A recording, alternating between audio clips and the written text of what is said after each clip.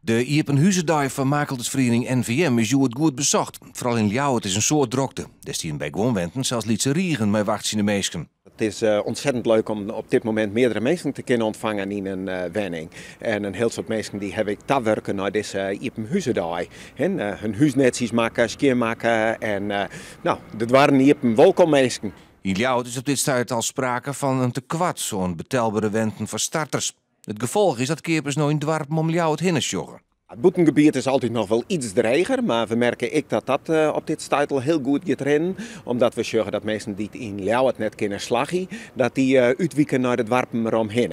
Dus de merken in het dorp eromheen zullen we gelukkig ook lekker onderlopen. Daar zijn we heel blij mee.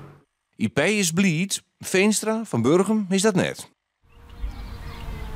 Hoe lang zit het op de Cape? Zo'n hier? Dat is lang, hè? Ja, vind ik weg, ja. En dus dacht hij ik maar aan die Iepenhuizendag. Nou ja, we hebben een huisje met een bedrijfswoning met een mooie geïsoleerde loods. Het wordt alle keer beter, maar daar merken we nog niks van.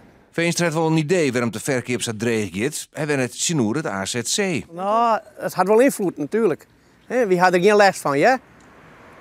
Want het AZC, dat zit er al 18 jaar. Mocht je interesse hebben, het is het mooiste plakje van Burgum. Wie snapt net hoe dat kan als het net voetbal.